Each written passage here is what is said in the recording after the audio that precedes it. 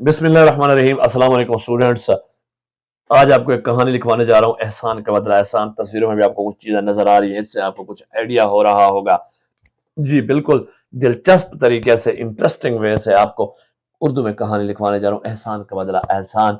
छोटी सी वीडियो है, मुकम्मल देखनी है, खुद भी देखनी है, दोस्तों के साथ भी शेयर करनी है और लाइक भी करना है। चैनल को सब्सक्राइब नहीं किया तो सब्सक्राइब कर लें। चलें शुरू करते हैं। एहसान का बदला एहसान।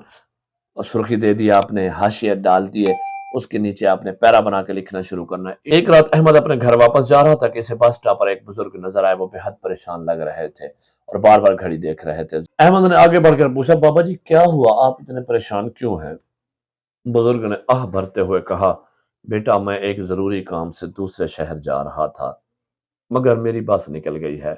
अब रात के इस पहर ना कोई और सवारी मिल रही है और ना ही मेरे पास यहाँ रुकने का कोई बंदोबस्त है।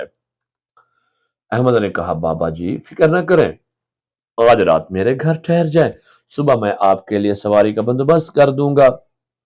बुजुर्ग ने थोड़ी देर सोचा, फिर इसके साथ चले गए। अहमद ने बुजुर्ग को खाना खिलाया, आराम करने के लिए बेहतरीन जगह दी और सुबह इनके लिए बस का टिकट खरीद कर इन्हें रुखसत किया।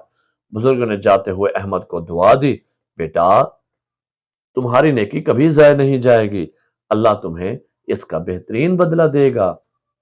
कई साल गुजर गए। अहमद अपनी तालीम मुकम्मल करके जब नौकरी के लिए मारा मारा फिर रहा था, इसके माशी हालात भी ठीक नहीं थे।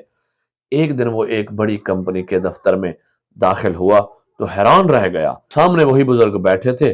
बुजुर्ग ने मुस्कुरा कर कहा, बेटा मैं तुम्हारा एहसान कभी नहीं भूला।